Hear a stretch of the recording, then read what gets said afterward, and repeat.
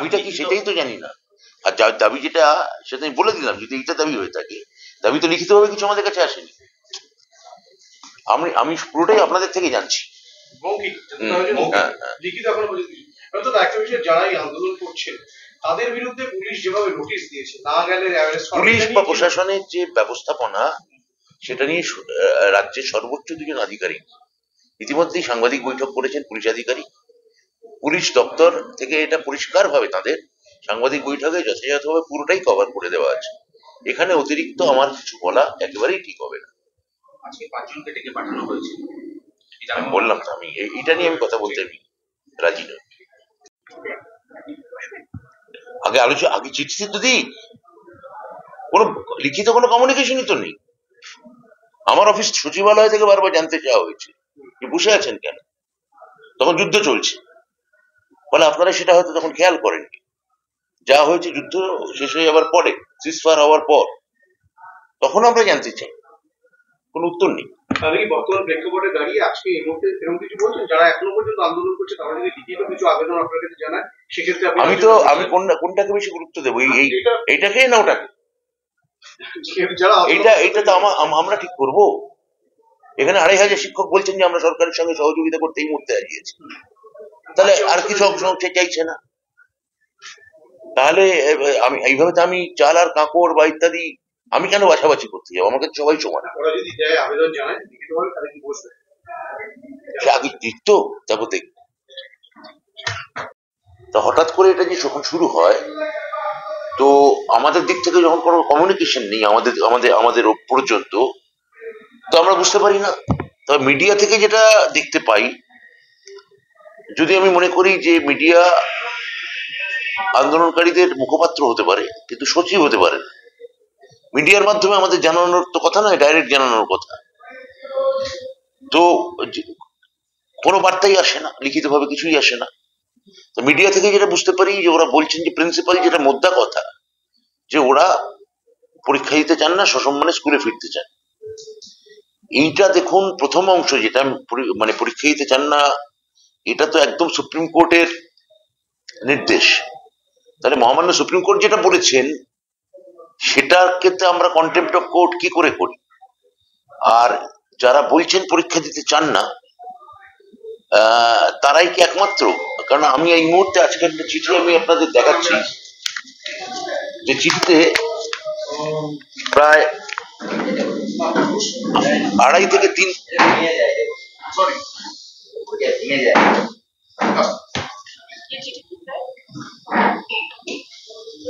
বলবো,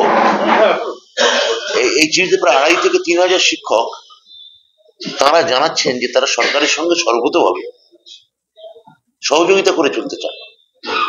সরকার যে আইনি পদক্ষেপগুলো নিচ্ছেন বা তাদের পুনর্বাসন বা পুনর্ব্যবস্থার জন্য যে পদক্ষেপগুলো নিচ্ছেন, তার সঙ্গে তারা সহমত পোষণ করে।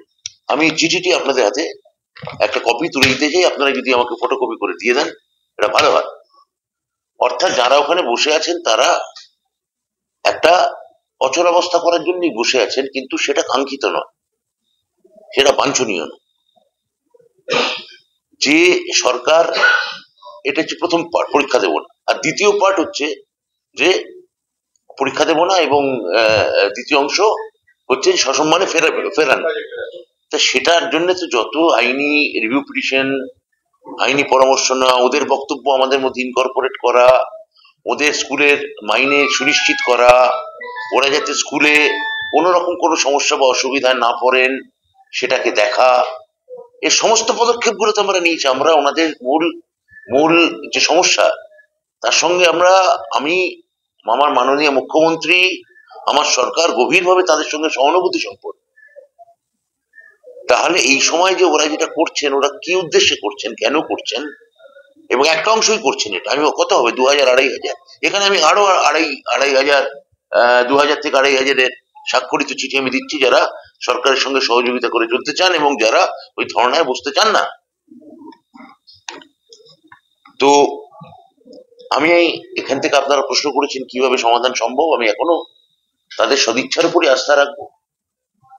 আমি বলবো এসএসসি এই সময় অবরোধ করে বা বিকাশ ভবন অবরোধ করে এটা কোনো কার্যকরী কথা নয়, এটা কোনো কাজের কথা নয়।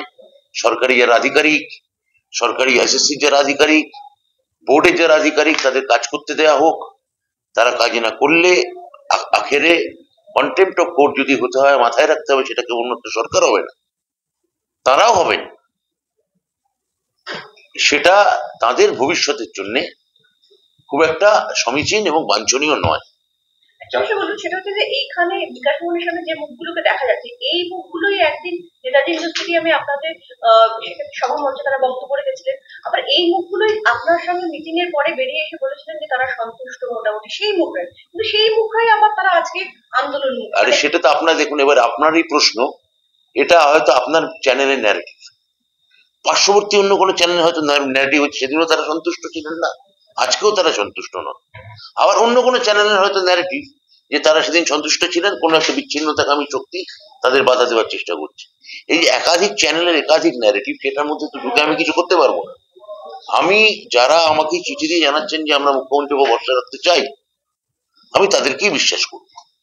যারা পর্যন্ত সম্মত হচ্ছেন, যারা আন্দোলনটা চালিয়ে যাচ্ছেন, সেক্ষেত্রে মানে সমাধানটা আপনি বলছেন যে আপনারা আলোচনায় বসার জন্য, সেক্ষেত্রে আলোচনাটা কিভাবে হবে বা কি আলোচনা যা হওয়ার হয়ে গেছে, আলোচনার নতুন কোনো অবকাশ। এরা যারা বসে আছে তাদের ক্ষেত্রে কি বার্তা দেবেন? তাদের ক্ষেত্রে আমি বার্তা দেবো এটাই যে আপনারা, আমরা যে আইনি লড়াই লড়ছি সেটার জন্য অপেক্ষা করুন।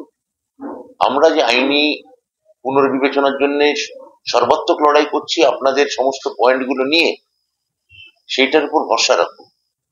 সরকার আপনাদের কাউকে যোগ্য বা কখনো কাউকে অযোগ্য বলেনি, কারণ সরকার তো সবাইকে চাকরি দিয়েছিল, এসএসসি সবাইকে চাকরি দিয়েছিল, সরকার তো এই ভাগাভাগি করতে পারেন। ফলে আমরা সার্বিকভাবেই রিভিউ পিটিশন আমরা দাখিল করছি। আপনারা এই রিভিউ পিটিশনের জন্য অপেক্ষা করুন এবং আমাদের যেটা সুপ্রিম কোর্ট, মহামান্য সুপ্রিম কোর্ট যে নির্দেশ দিয়েছেন, তা যাতে আমরা সুষ্ঠুভাবে পালন করতে পারি, তার জন্য আমাদের মতোই আপনারা দায়িত্ববান। আর প্রশ্ন নেই। না, রিভিউ পিটিশনের যে ডেট আছে তার মধ্যেই করা হবে, সেটা নির্দিষ্ট কোনো দিনক্ষণ ধরে আমি বলতে পারবো না যে ওই তারিখেই করা হচ্ছে।